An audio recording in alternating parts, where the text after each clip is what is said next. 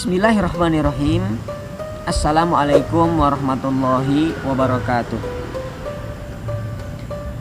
Subhanallah, subhanallah wa bihamdihi, adada khalqihi wa ridha nafsihi wa zinata arsyihi wa midada kalimatihi. Salatan wa salaman daimaini mutalazimaini ala nabiyyin al-mursalin wa ala alihi wa ashabihi ajma'in. Amma ba'du. Alhamdulillah. Apa kabar teman-teman? Kaifa halukum? Mudah-mudahan teman-teman tetap dalam keadaan sehat imun, kokoh iman, sehingga teman-teman tetap bisa semangat belajar dalam suasana di tengah ujian pandemi COVID-19 sampai hari ini. Teman-teman yang semoga dirahmati Allah, Jumat yang berbahagia ini kita akan melanjutkan pelajaran sirah nabawiyah. Teman-teman siap untuk mendengarkan ya. Pertemuan kemarin kita sudah sampai di kisah bagaimana terbentuknya kota Mekah. Sedikit Ustadz ulangi. Kota Mekah, kota yang Allah pilih, di mana diletakkan pondasi Ka'bah. Siapa yang meletakkan saat itu? Malaikat, atas perintah Allah Subhanahu wa taala. Pondasi sudah berdiri. Yang membangun Ka'bahnya yang pertama kali adalah Nabi Adam alaihissalam. Lalu Ka'bah setelah berdiri kokoh ternyata hancur teman-teman. Terkena banjir bandang pada zaman Nabi Nuh alaihissalam. Dan Allah perintahkan kembali Ka'bah untuk dibangun.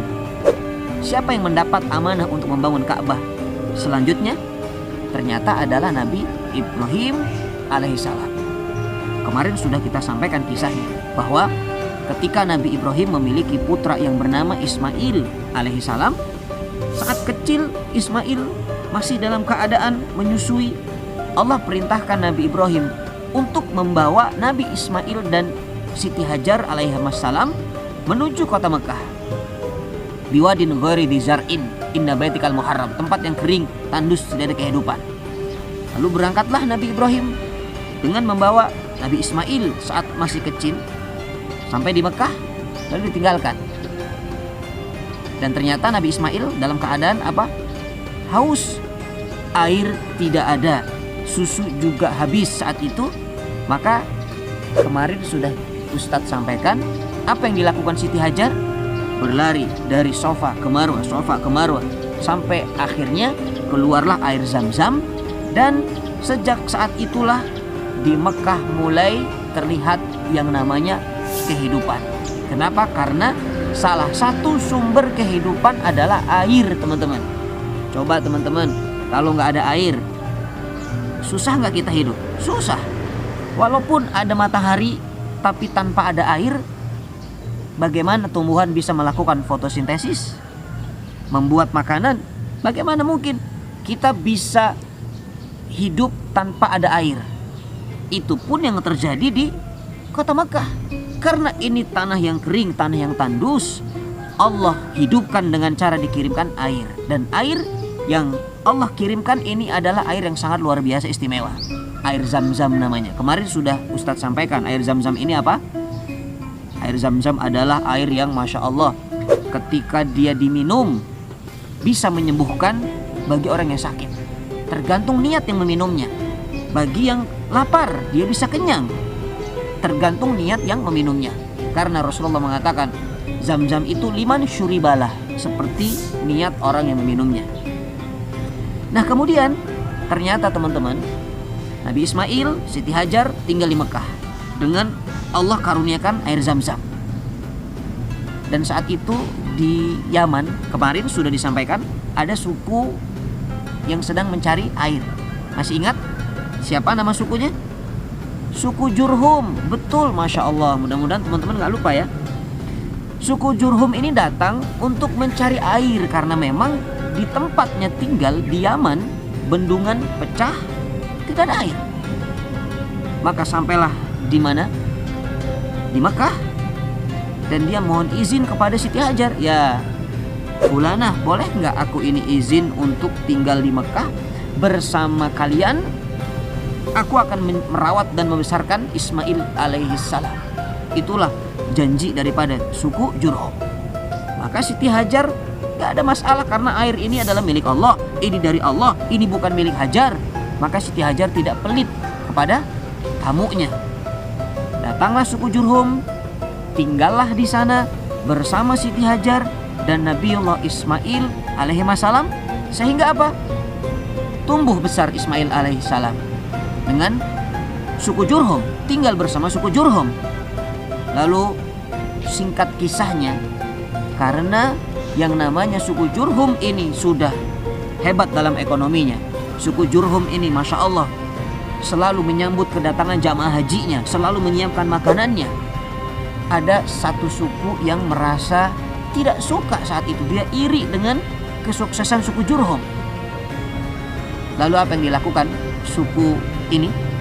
Suku ini namanya adalah suku apa kemarin teman-teman? Baru disampaikan. Ayo, siapa yang ingat? Suku Khuza'ah. Masya Allah hebat. Suku Khuza'ah, mohon maaf, suku Khuza'ah datang ke Mekah juga, ingin merebut kenikmatan yang dimiliki oleh suku Jurhum. Maka singkat kisahnya, dua suku ini perang. Siapa yang menang? Ternyata yang menang adalah suku Khuza'ah. Sekarang Khuza'ah menjadi pemimpin di Mekah. Suku Jurhum hanya rakyat biasa. Kenapa? Karena kalah dalam peperangan. Maka saat itu Khuza'ah memimpin, dan Khuza'ah memiliki sosok pemimpin yang sangat disegani. Siapa namanya kemarin? Amrun bin Luhai. Betul teman-teman, Masya Allah. Hebat nih teman-teman, sirahnya luar biasa. Baik, sekarang di Mekah ada siapa tadi? Ada suku Jurhum. Ada suku apa lagi? Khuza'ah. Siapa yang memimpin? Amrun bin Luhai. Masya Allah. Amrun bin Luhai ini profilnya teman-teman, sosoknya sangat disegani karena dia baik. Ternyata dia hobi dalam berbagi, dia rajin sedekahnya, dia jujurnya. Pokoknya orangnya baik, sehingga apa? Orang-orang semua segan kepada Amr bin Luhai. Bahkan kalau ada jamaah haji datang, disembelihkanlah 10.000 ekor unta untuk dibagikan. Itulah kebaikan Amr bin Luhai. Tapi ada satu kekurangan. Karena di Mekah saat itu, ketika suku Khuza'ah memenangkan peperangan, suku Jurhum menimbun air Zam-Zam. Ya kan, kemarin sudah disampaikan. Air Zam-Zam disimpan sehingga apa? Orang-orang yang tinggal di Mekah tidak memiliki air karena disembunyikan air Zam-Zam. Sehingga yang namanya Amr bin Luhai, dia keluar dari Mekah niat mencari air karena memang tidak ada air. Keluar sampai ke sebuah negeri namanya Syam. Sampai di Syam. Begitu sampai di Syam, ternyata dia melihat ada orang-orang di sana memiliki berhala. Disembah berhalanya. Lalu Amr bin Luhai penasaran, lalu ditanya, "Ya fulan, itu apa yang kamu sembah?" Jadi misalnya gini, Ustadz ke Syam, tiba-tiba di Syam itu ada orang yang sedang sembah berhala. Nah, Ustadz tanya dong, apa yang disembah? Kenapa disembah? Itulah pertanyaan Amr bin Luhai. Lalu dijawab oleh orang-orang Syam saat itu, "Fulan, ini namanya berhala Hubal." Siapa namanya? Hubal. Ini namanya berhala Hubal. Berhala ini, keren, hebat. Kalau kamu minta apapun akan dikasih. Tapi ini lebih jago dalam masalah menurunkan hujan. Itu kata orang Syam. Jadi berhala Hubal ini berhala yang sangat keren, sangat jago dalam masalah menurunkan hujan. Kata Amr bin Luhai, "Oh begitu? Wah hebat nih, pas banget. Tadi Amr bin Luhai sedang mencari air. Bukankah hujan itu turun air, ya kan? Maka Amr bin Luhai tanpa berpikir panjang, baik kalau begitu, saya beli ini Hubal." Subhanallah. Dibeli, dibawa pulang ke Mekah. Sampailah di Mekah, disimpan di dekat Ka'bah. Inilah pertama kali ada berhala di Mekah. Dari mana? Dari Syam. Siapa yang membawanya? Amrun bin Luhai. Apa nama berhalanya? Hubal. Masuk, disimpan di Mekah. Dan sejak saat itulah Amr bin Luhai ini karena disegani, karena dia ini ditakuti, karena dihormati, sehingga memerintahkan orang-orang yang ada di Mekah untuk menyembah yang namanya Hubal.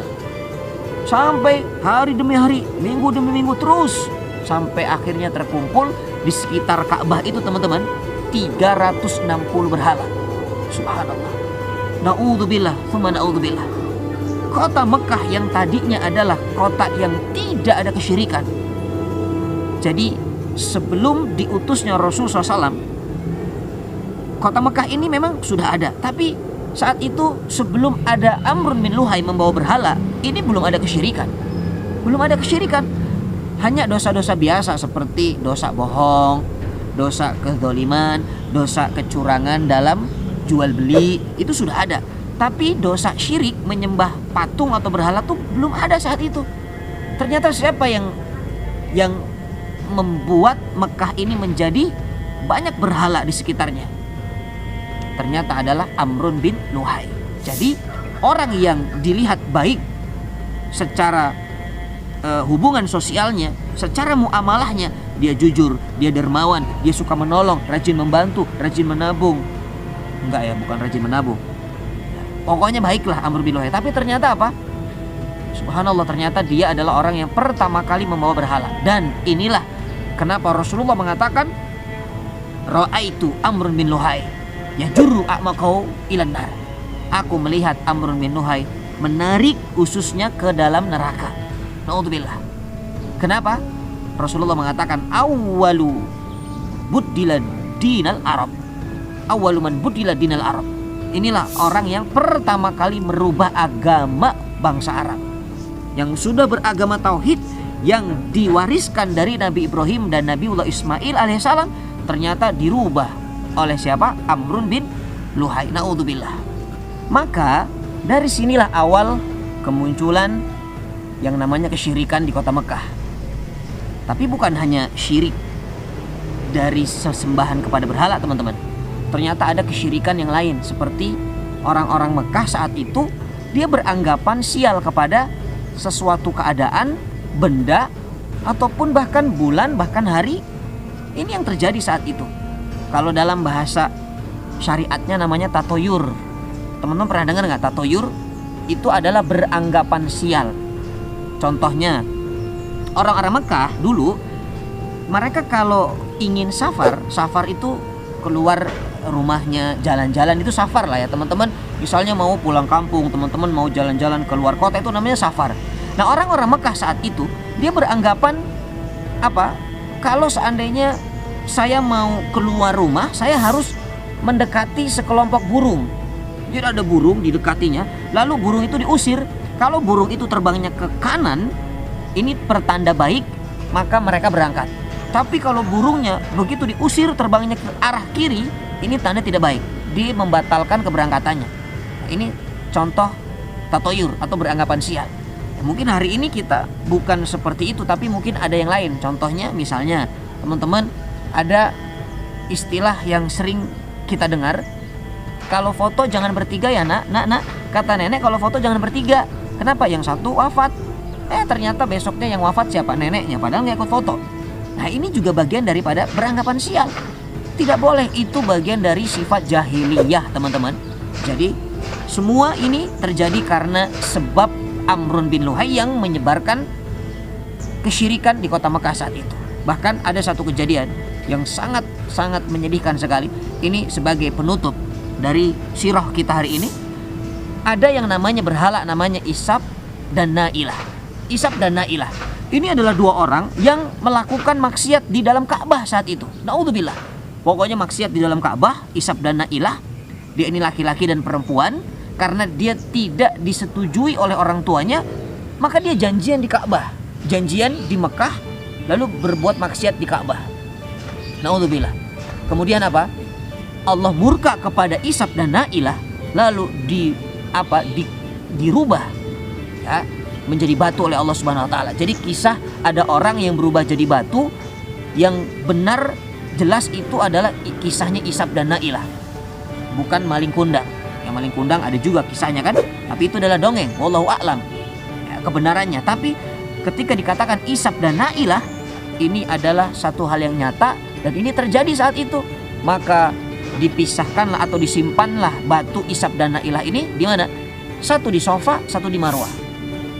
Tapi begitu Amr bin Luhai memimpin Mekah, ini batu dipindahkan lagi ke Ka'bah, sehingga orang-orang yang datang, yang haji, ya orang-orang yang datang ke Mekah saat itu, ya dia apa?